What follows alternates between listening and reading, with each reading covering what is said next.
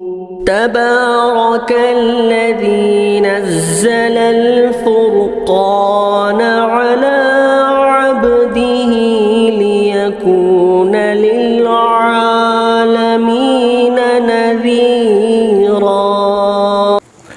کسی بھائی نے سوال کیا ہے حضرت سفر کے مہینے کو منحوس سمجھنا کیسا ہے؟ قرآن و حدیث سے جواب دیں، عین نوازش ہوگی۔ سوال کرنے والے حافظ عبدالرزاق صاحب آندرا سے۔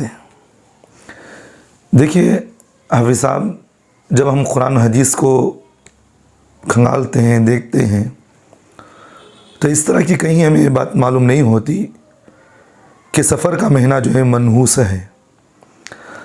سب سے پہلی بات تو اللہ تعالیٰ قرآن مجید میں بتاتے ہیں، ان عدت الشہور عند اللہ 12 شہرا فی کتاب اللہ۔ اللہ تعالیٰ فرماتے ہیں کہ سال میں 12 مہینوں کو اللہ نے پیدا کیا ہے، اور اللہ تعالیٰ نے جو مہینے بنائے ہیں، دن بنائے ہیں، ان میں کوئی منحوسیت نہیں ہوتی۔ اصل جو منحوسیت ہوتی ہے وہ انسان کے اعمال میں اور انسان کی عقائد کی کم و بیشی میں ہوتی ہے۔ عقیدہ مضبوط رکھے، اعمال مضبوط رکھے تو کوئی منحوسیت نہیں ہوتی۔ اور اسی طرح اللہ کے رسول صلی اللہ علیہ وسلم کے زمانے میں بھی جیسے ہی سفر کا مہینہ آتا تو اس زمانے میں بھی سفر کے مہینے کو منحوس سمجھا جاتا تھا۔ بخاری کی روایت ہے، جب اللہ کے رسول صلی اللہ علیہ وسلم کو اس بات کا علم ہوا کہ لوگ سفر کے مہینے کو منحوس سمجھتے ہیں، تو اللہ کے رسول صلی اللہ علیہ وسلم نے حضرات صحابہ سے فرمایا، لا عدوى ولا حامہ ولا سفر۔ یعنی اللہ کے رسول صلی اللہ علیہ وسلم نے فرمایا لا عدوى، چھوت کا لگ جانا، یعنی ایک آدمی کو دوسری آدمی کی بیماری کا لگ جانا، اس کی کوئی اصل نہیں ہے۔ آج بھی ہم بھی بہت ساروں کو دیکھتے ہیں کہ جب کوئی بیمار ہوتا ہے تو اس کو ایک آدمی دوسرے آدمی کے سامنے اس کو نہیں بٹھاتا۔ اگر کوئی آدمی بیمار ہو جائے تو اس کے بازو سے نہیں سوتا، اس کا کھانا پینا الگ کر دیا جاتا ہے۔ اب یہ کہا جاتا ہے کہ بھئی یہ آدمی اگر اس کے ساتھ بیٹھے گا یہ بھی بیماری کے اندر شامل ہو جائے گا۔ تو اللہ کے رسول صلی اللہ علیہ وسلم نے فرمایا بیماری کو ایک دوسرے کا لگنا یہ اس کی کوئی اصل نہیں ہے، یہ لوگوں کی من دھڑک باتیں ہیں۔ اور اسی طرح اللہ کے رسول صلی اللہ علیہ وسلم نے یہ بھی فرمایا لا عدوى ولا حامہ، یعنی الو کو منحوس سمجھنا۔ جیسا کہ آج بھی بہت سارے مسلمان ایسے ہیں، اگر کسی کے گھر پر الو بیٹھ جائے تو لوگ اسے منحوس سمجھتے ہیں اور اس سے گھر پر نہیں جاتے، کہتے ہیں کہ تمہارا گھر منحوس ہے، الو تمہارے گھر پر بیٹھ گیا۔ تو اللہ کے رسول صلی اللہ علیہ وسلم نے اس کی بھی نفی فرمائی، کہا کہ الو کے اندر کوئی منحوسیت نہیں۔ اور پھر اللہ کے رسول صلی اللہ علیہ وسلم نے آگے فرمایا ولا سفر، اور سفر کے اندر بھی کوئی منحوسیت نہیں ہوتی۔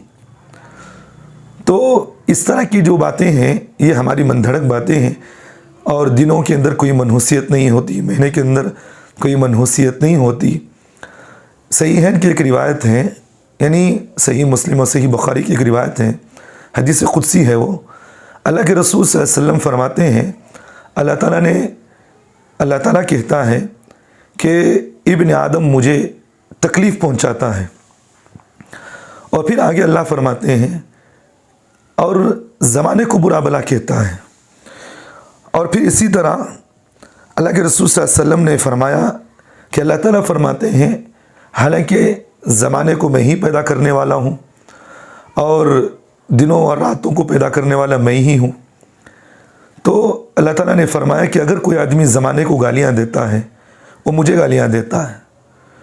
تو اس سے معلوم ہوا کہ دنوں کو پیدا کرنے والی ذات، ساری چیزیں اللہ کی ذات ہیں، اس لیے دنوں کو گالیاں دینا اور زمانے کو گالیاں دینا، زمانے کو برا بھلا کہنا، یہ سب چیزیں الیاذ باللہ ثم اعوذ باللہ اللہ تعالیٰ پر تہمت باندھنے کے مترادف ہیں۔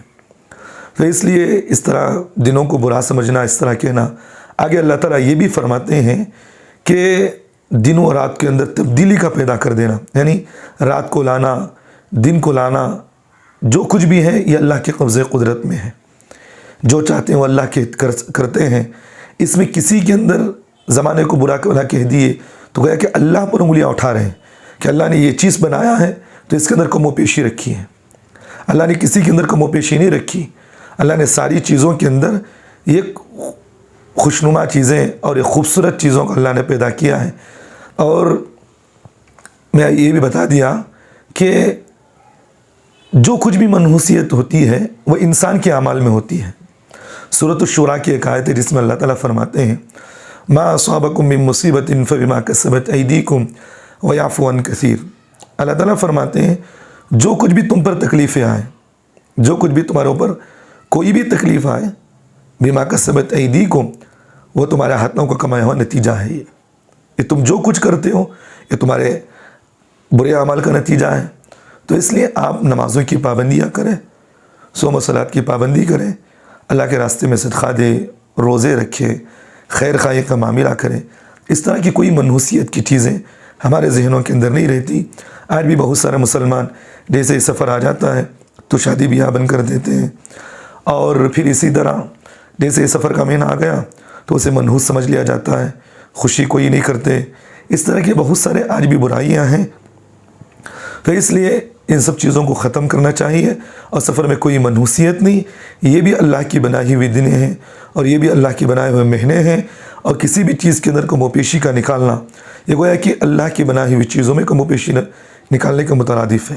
اور یہ ایک بات یہاں یہ بھی میں کہہ دیتا ہوں، بعض ہمارے مسلمانوں کے اندر ہم دیکھتے ہیں کہ اگر کوئی آدمی ہو تو کوئی بچہ اگر یا کوئی آدمی دن میں اگر کوئی اس سے کوئی برا کام ہو جاتا ہو تو لوگوں کے اندر یہ ایک بات زیادہ تر چلتی ہے، کہتے ہیں کہ جب وہ برا کام اس کے ذریعے سے ہو جاتا ہے تو سامنے والا کہتا ہے تو آج کس کی صورت دیکھ کر آیا، یعنی یہ کہتا ہے کہ انسان کو کہ تو جو ہے کس آدمی کی صورت دیکھ کر آیا ہے، کہ وہ آدمی منحوس ہے، یعنی کسی آدمی کا چہرہ جو ہے وہ منحوس نہیں ہے۔